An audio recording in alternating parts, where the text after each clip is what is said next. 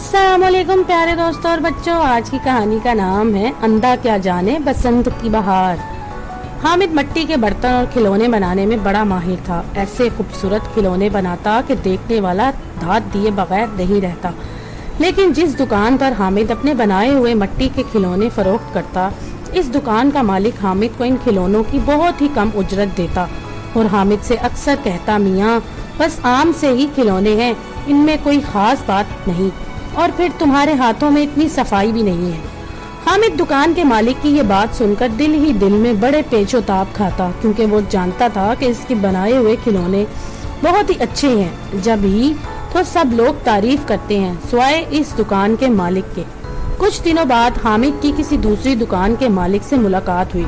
इसने हामिद के बनाए हुए खिलौनों की दिल खोल कर तारीफ की और पहले वाले दुकान के मालिक से कहीं ज्यादा रकम देकर हामिद से खिलौने खरीदने लगा।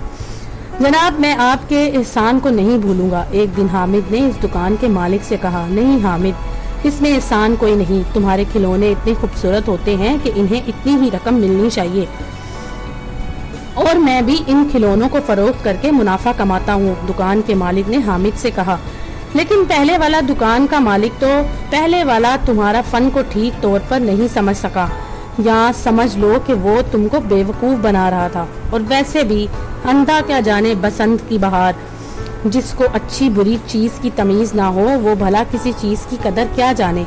दुकान के मालिक ने हामिद की बात काटते हुए कहा, और हामिद दुकान से खुश खुश अपने घर की तरफ रवाना हो गया ताकि मजीद खूबसूरत खिलौने बनाकर दुकान के मालिक को दे सके, जिसने इसके फन की कदर की थी। तो दोस्तों, अगर आपको ये कहानी पसंद आई तो मेरे चैनल को लाइक और सब्सक्राइब जरूर कीजिएगा।